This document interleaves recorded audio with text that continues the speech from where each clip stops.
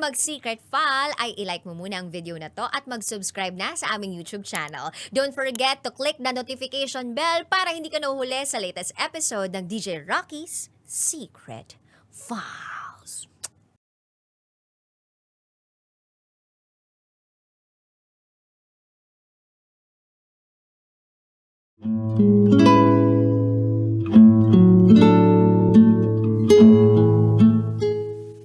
And now, it's time for DJ Rocky's Secret Files.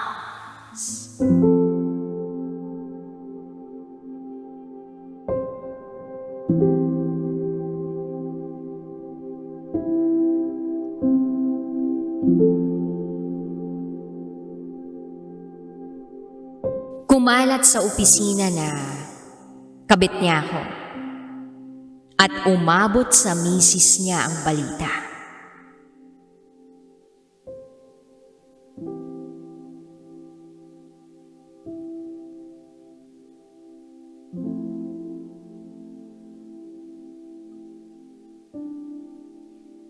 Hi DJ Rocky. Lagi akong nakikinig sa mga ikinukwento mo. Sa tuwing may ginagawa ako. At kapag nagtatrabaho ako. Sa paraang yun kasi nakakalma ako. Sumasaya ako. At paminsan ay nakaka-relate sa mga nagbabahagi sa iyo ng kwento nila. At sa pagkakataong ito, ako naman ang magbabahagi. Itago mo ko sa pangalang Joy, 23 years old. At ito, ang aking secret file.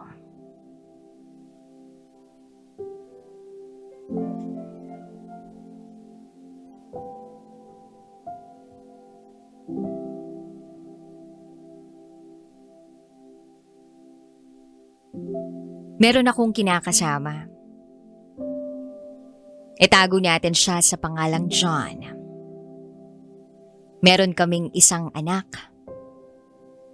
Hindi pa kami ikinakasal dahil wala pa kaming budget. At ang gusto namin ay mag-ipon para sa future namin. Masaya naman ang pagsasama namin. At masasabi ko na napaka-responsable ng asawa ko. Ibinibigay niya ang lahat ng mga pangangailangan namin sa pang-araw-araw. Although, rumaraket din naman ako tulad ng pag-online selling ng kung ano-ano para makatulong sa gastusin namin sa bahay. DJ Rocky, sa kabila ng maayos naming pagsasama, ay meron akong itinatago. At itong tinatago ko sa kanya ay isang malaking sikreto. Alam kong ako ang may kasalanan. At dapat hindi niya ito malaman.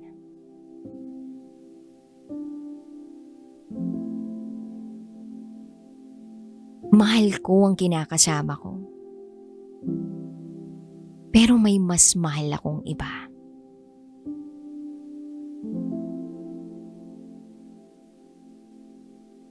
Ganito kasi yun Back in 2019, dalaga pa ako.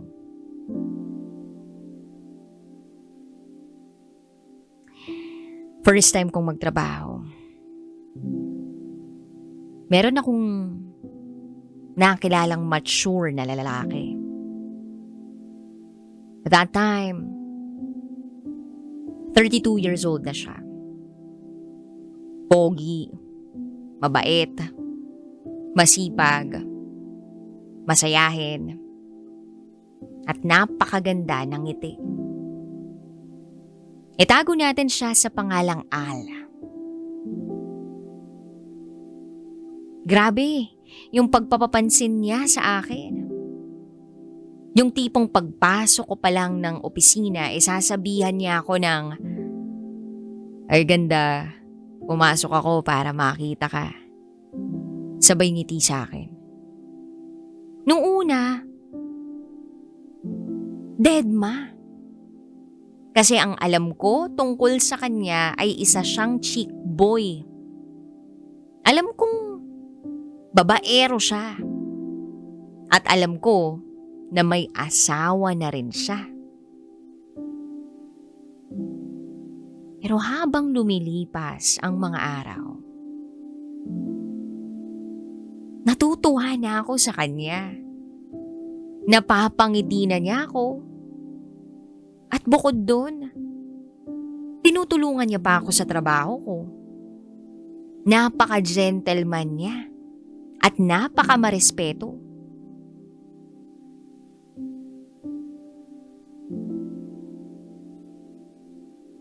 Then napansin ng mga ibang katrabaho namin na iba. Ibang pakikitungo ni Al sa akin. Yun bang parang may something? So fast forward. Isang araw, late ako pumasok. Hindi ako nakapagbaon ng lunch ko. Tinanong ko yung katrabaho ko, "Lynn, may baon ka?" Sagot niya sa akin, "Oo, kanin lang. Bibili na lang ako ng ulam sa labas mamaya." Then sabi ko, hindi ako nakapagbaon, nagmamadali kasi ako.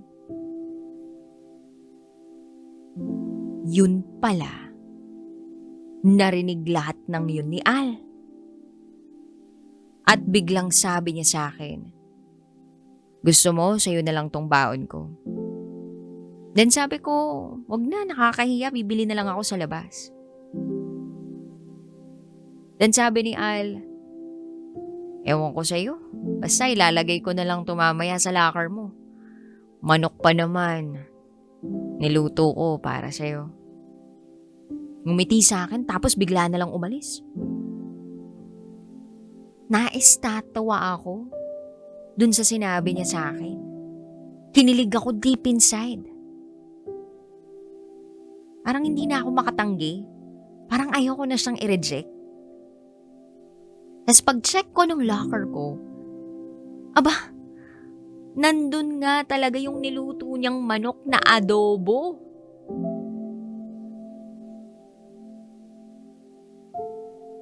At dahil doon, at sa lahat ng mga pagpapangiti niya sa akin, nahulog na ng tuluyan ang loob ko sa kanya. Kahit na alam kong may asawa na siya.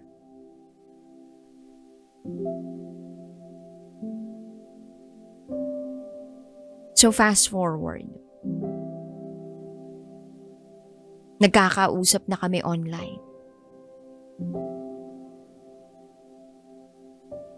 Sa work, nagkakausap rin kami. At alam naming may care kami sa isa't isa. Then, umabot na sa puntong parang naging magjowa na kami. Pero yung patago.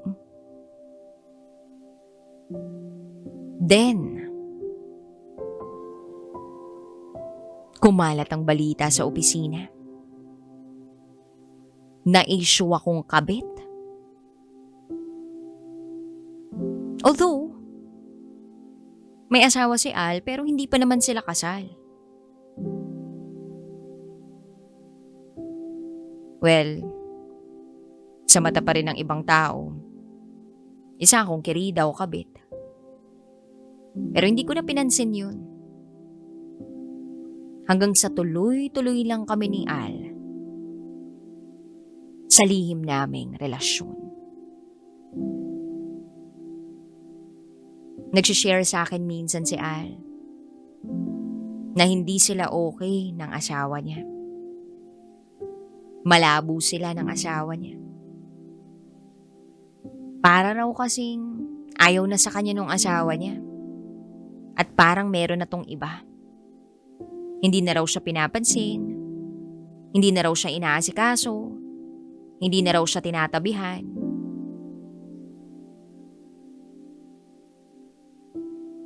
Naintindihan ko naman si Al.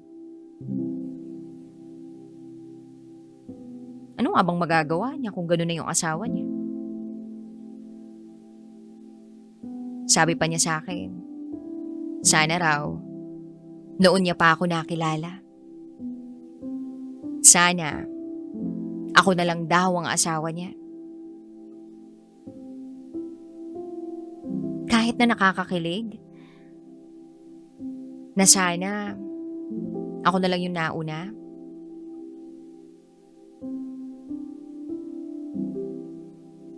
Hindi eh. Hindi ako pwedeng sumang-ayon sa kanya. Ako yung tipo ng kabit. Napapayuhan pa rin siya ng tama. Kaya sabi ko kay Al, alam mo, galing ako sa broken family. Wala akong kinagis ng ama. Kaya ang payo ko sa'yo, ayusin niyo ang pagsasama ninyo ng asawa mo para sa anak ninyo. Mag-usap kayo ng maayos ng misis mo.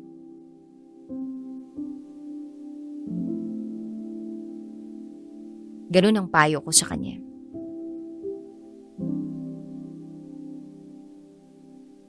Hinahangad ko pa rin na maayos sila ng misis niya.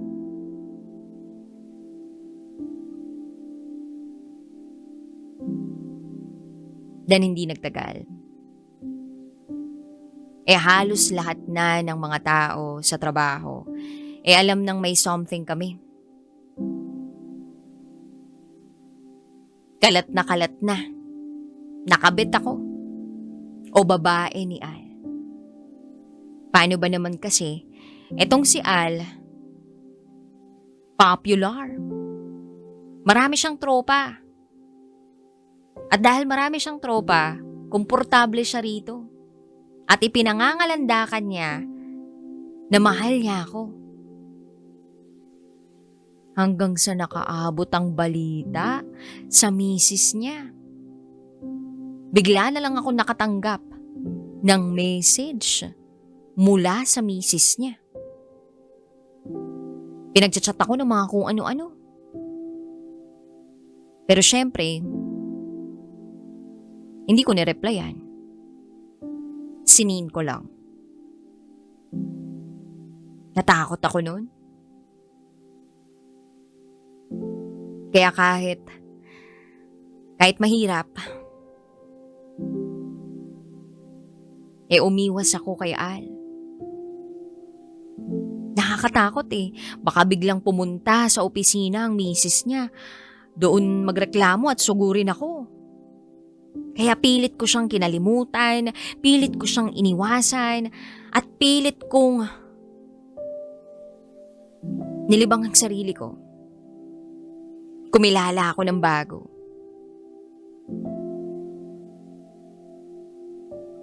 Ginawa ko lahat ng yun para tigilan na rin ako ni Al. Para mawala na rin yung issue na kabit ako. Then dun ko nakilala ang kinakasama ko ngayon, si John.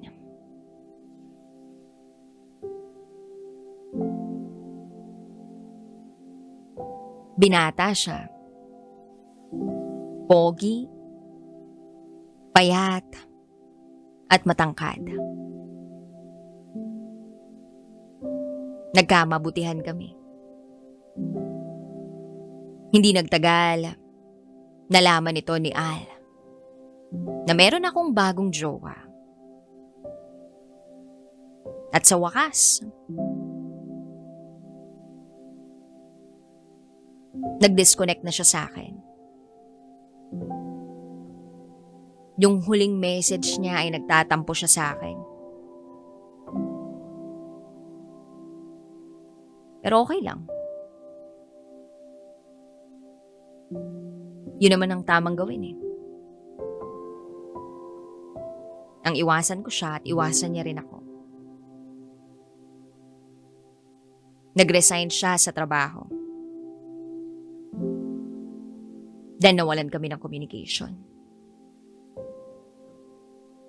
At sa totoo lang, DJ Rocky, kahit na may jowa na akong bago, mahal na mahal ko pa rin siya that time.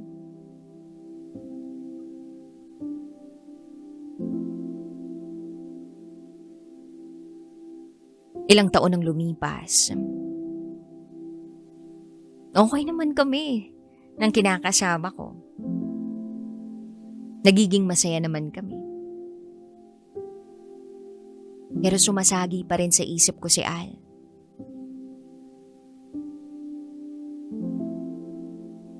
Alam kong iba yung saya na meron ako kapag kasama ko si Al. May mga pagkakataon po ngang napapanaginipan ko siya. Ewan ko naniniwala ba kayo na kapag may isang tao ka na napapanaginipan, ang ibig sabihin nun, namimiss ka raw nun? Hindi ko alam. Pero alam ko sa sarili ko na siya ang greatest love ko. Then year 2023, bigla na lang nag-message si Al sa akin.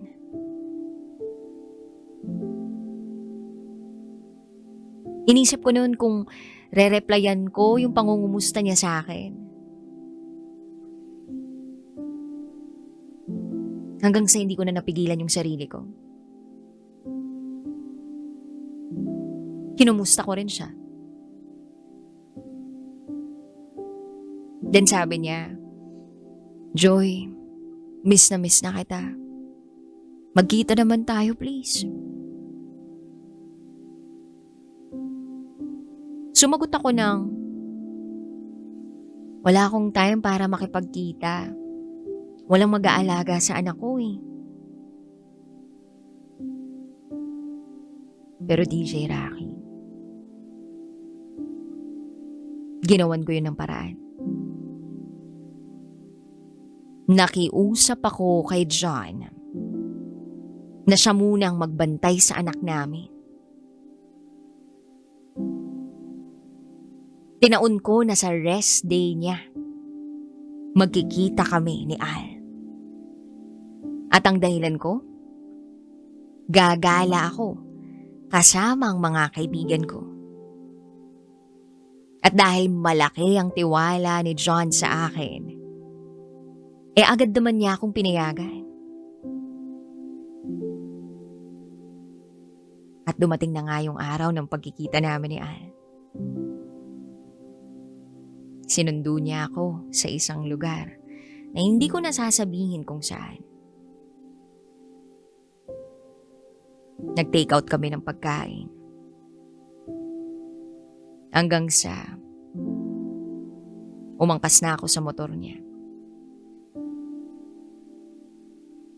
At bumiyahe kami sa garahe.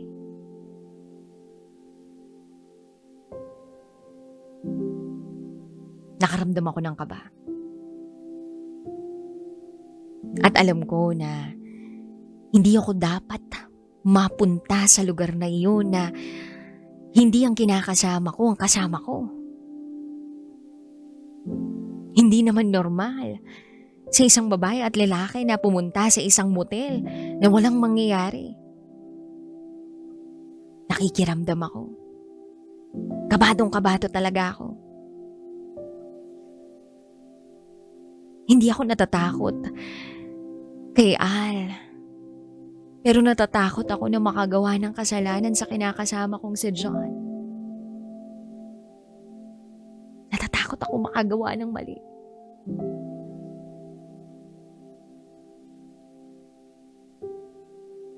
Ipinikit ko ang mga mata ko. Nag-isip ako ng nag-isip. Hahayaan ko ba ang puso ko? O pipigilan ako ng isip ko?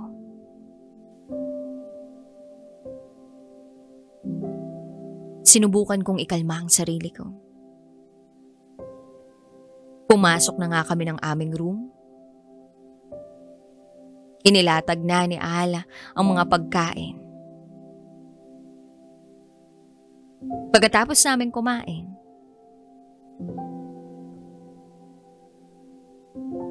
ay may nangyari sa amin.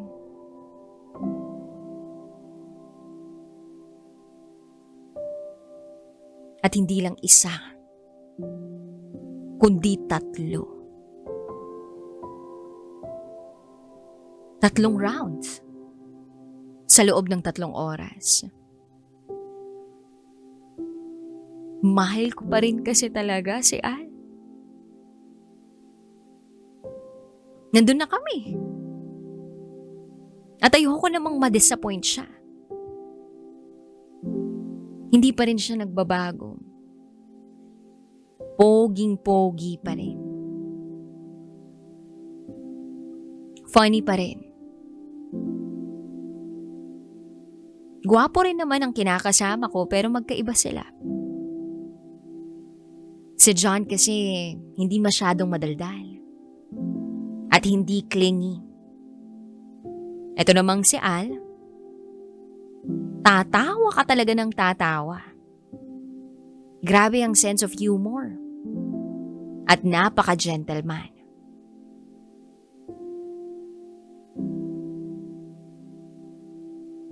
Pagkatapos ng lahat, ay hinatid na ako ni Al. Hinatid niya ako pero sa sakayan lang. Siyempre, kailangan din namin mag-ingat. Baka may makakita sa amin na iba. Umuwi ako sa bahay na parang walang nangyari. After that day, nagkaka-chat pa rin kami ni Al. Tinatanong niya ako kung kailan kami uli magkikita. At sa puntong yun, sinabi ko na sa kanya na mahal ko siya. Pero alam kong mali. Mali na may nangyari sa amin. Kasi may kinakasama ako. May anak na rin kami. At ayokong masira kami ni John.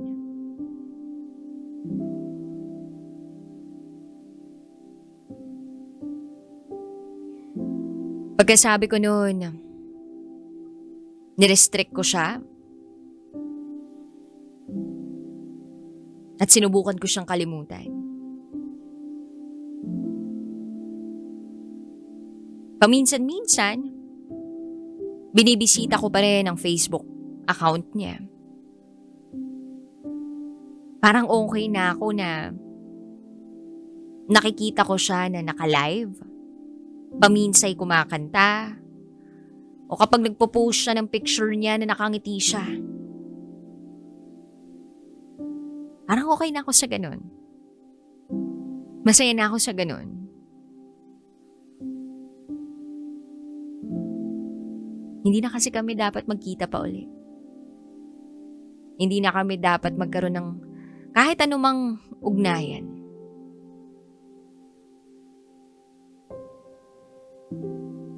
At yun ang katotohanan. Na kahit gaano pa katindi o kasidhi ang nararamdaman ko kay Al,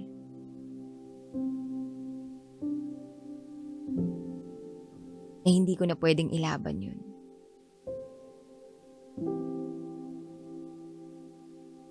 Ibabaon ko ang sikreto kong ito hanggang kamatayan ko. Hinding-hindi ito pwedeng malaman ng asawa ko. Alam kong ito ang sisira sa pamilya namin. Cheating ang tawag sa ginawa ko. Hindi ko dapat ginawa yun.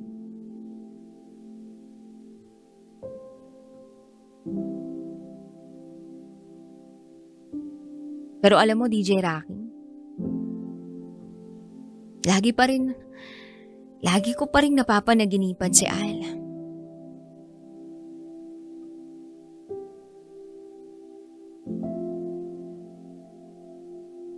Bakit kaya?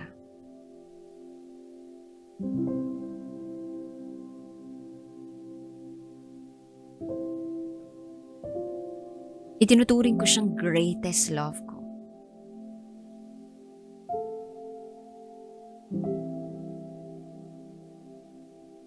At hanggang doon na lang yun. Sana sa mga nakikinig, huwag niyo naman akong husgahan. Tao lang ako. Nagmahal lang. Sa maling paraan. Hindi ko naman na inulit ang pagkakamaling ginawa ko. Kasi ayokong masira ang pamilya namin ni John.